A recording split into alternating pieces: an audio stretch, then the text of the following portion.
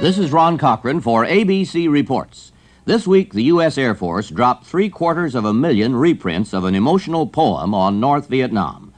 We'll look at this propaganda effort and others in more detail in a moment.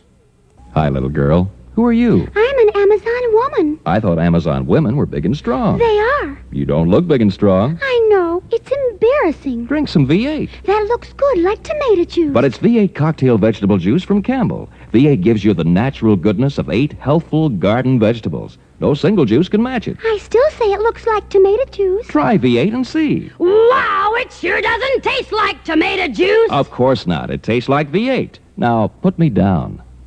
The scene is Vietnam. The body of a Viet Cong soldier is found. Among his effects, a 41-line poem addressed to his mother.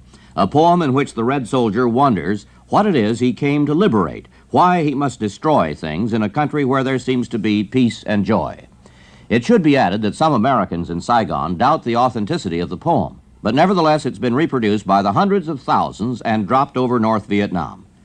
We asked Walter Joyce, editor of the trade publication Printers, Inc., and author of The Propaganda Gap, what he thinks of the poem leaflet. Usually we stick to hard facts. This is an attempt to ring in emotion, and most of the effective propaganda uses emotion as well as information to persuade people. And what is the expert's definition of this word propaganda? Propaganda is the use of actions and words to persuade someone to act or think the way you want them to act or think. As far as our general anti-communist propaganda effort is concerned, is the U.S. doing enough? Is it going all out? No, not in Vietnam, not anywhere in Asia, not anywhere in Latin America. The communists outspend us about 20 to 1. Right here in the United States, our effort directed to Cuba is less than the Cuban propaganda effort directed to the southern United States. Why? Why does America seem reluctant to put all its world-renowned advertising technique to work in this ideological war? Again, Walter Joyce. We just haven't committed ourselves because somehow Americans think there is something shady about propaganda, something not quite ethical.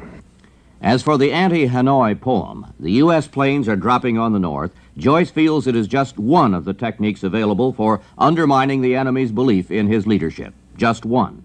Many other efforts are required to make U.S. South Vietnamese propaganda effective. This is Bob Considine, wondering where I'll be a week from now.